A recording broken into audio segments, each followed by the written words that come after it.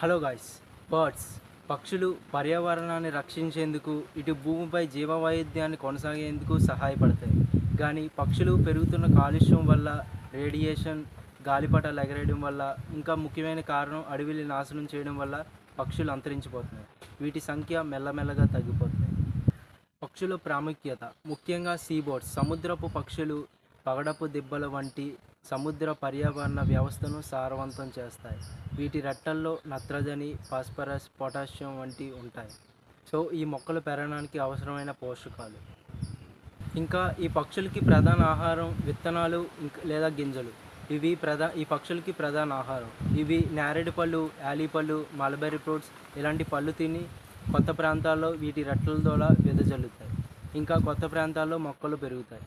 ఇంకా పక్షులు పంటకు పట్టిన తెగులను నియంత్రిస్తాయి. ఈ పంటకు పట్టిన పురుగులు లాంటివి ఈ పక్షులు తినేస్తాయి.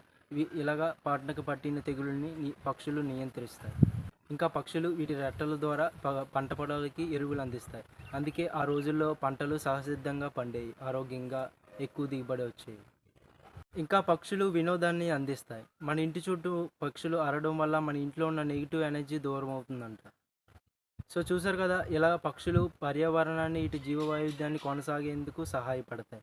సో ప్రతి ఒక్కరూ పక్షుల్ని కాపాడండి. పెద్ద పెద్ద సిటీస్లో అయితే చివరికి మిగిలినవి కాకులు, అక్కడక్కడ కనిపించిన పావురాలు, ఏసీ రకం ఉన్న పావురాలు, ఎప్పుడో ఒకసారి కనిపిస్తున్న కొంగలు మాత్రమే మిగిలి ఉన్నాయి. ఇంకా పక్షులు ఎక్కడైనా మిగిలి ఉన్నాయంటే ఈ పల్లెటూరులోనే. సో పల్లెటూరులో అయినా సరే రాగులు, గంట్లు, ధాన్యం లాంటి ఏవైనా గింజలు పెట్టి పక్షుల్ని రక్షించండి. మీకు పండిన పంటలో కాస్తైనా పక్షులకి పెట్టండి. పక్షుల్ని రక్షించండి.